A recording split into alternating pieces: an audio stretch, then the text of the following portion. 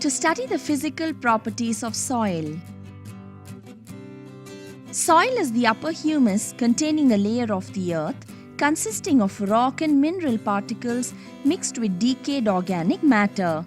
Soil sustains plant life and contains numerous living organisms. Soil, along with air and water, is one of the three most important natural resources, and we cannot live without it. In this video, we will see how to find the pH of soil, texture of soil, moisture content of soil, and water holding capacity of soil. To study pH of different types of soil. Materials required: garden soil, roadside soil, riverside soil, filter paper, funnel, spatula, glass rod, test tubes and a beaker containing water. Procedure: let's first prepare the soil solution. Using a spatula, transfer some riverside soil from the watch glass and dissolve it into the beaker containing water. Similarly, repeat the same procedure for the other soil samples. Using a glass rod, stir the solution to mix it.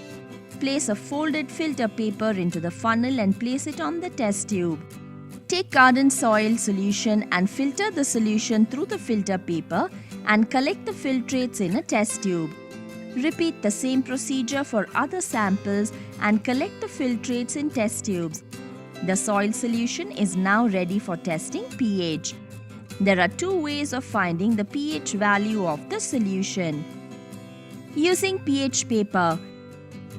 Materials required: soil solutions, dropper, pH paper booklet, and a tile. Procedure: take a pH paper strip from pH booklet and dip it into the test tube that contains riverside soil. Keep the wet pH paper strip on the tile. Do the same procedure for roadside soil and garden soil. Wait for some time to dry the pH paper. Note the color and compare with the color chart given on the broad range indicator paper and get a rough estimate of pH of the sample solution. We can observe that riverside soil has pH 9 and garden soil and roadside soil have pH 7. Using universal indicator solution. Materials required: soil solutions, dropper and universal pH indicator solution. Procedure: using a dropper, take some universal indicator solution. Put some indicator solution into the test tube that contains soil sample. Shake the solution to mix it well.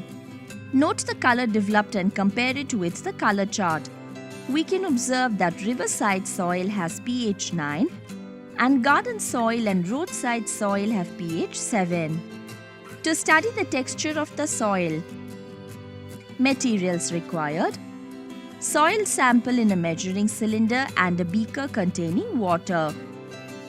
Procedure: take beaker containing water and pour some water into the measuring cylinder. Shake the measuring cylinder to mix the sample. Allow the soil particles to settle. Observe the thickness of the layers formed by different types of particles in the measuring cylinder. The thickness of clay particles in measuring cylinder is 17%, silt particles is 9%, and sand particles is 74%. If we know the sand, silt and clay percentages of the soil, then the textural class can be identified from the textural triangle. Here, the sample soil has 17% clay, so draw a line corresponding to percent clay. Similarly, draw the lines for percent sand, that is 74%, and percent silt, that is 9%. The lines which intersect indicate the soil type we have. So, the sample soil type is sandy loam. To study moisture content of soil. Materials required: crucible containing garden soil and roadside soil, weighing balance and burner. Procedure: take the crucible containing garden soil and weigh the soil sample on a weighing balance. Record the initial value into the table. Take the crucible and place it over the Bunsen burner. Heat the soil for some time till the soil becomes dry. Weigh the crucible again to record the weight of dry soil. Record the final value into the table. Similarly, do the same procedure with roadside soil and record the initial and final values into the table. The difference between initial and final weights indicates the moisture content of the soil. Conclusion: garden soil shows a higher difference between initial and final weight, indicating the higher moisture content in the garden soil than the roadside soil. Water holding capacity of soil. Materials required: garden soil, roadside soil, tin boxes with perforated bottom, filter paper, glass rod, small glass rods, petri dish and weighing balance. Procedure: take a filter paper and place it in the bottom of a tin box. Weigh the tin along with the filter paper and note its weight. Take the beaker containing garden soil and transfer the soil sample into the tin box. Take a glass rod and press the soil inside the tin gently several times so that soil is compactly filled and forms a uniform layer at the top. Weigh the tin box along with the soil sample and note its weight. Take a petri dish filled with water. Take 2 small glass rods and place them parallel to and at a small distance from each other. Place the soil-filled tin on the 2 glass rods in such a manner that its bottom is in contact with water. Leave the setup undisturbed till water appears at the upper surface of the soil. Wait till the entire soil surface is wet. Remove the tin and allow all the gravitational water to flow out from the bottom. When no more water percolates, wipe the bottom and dry it with a filter paper.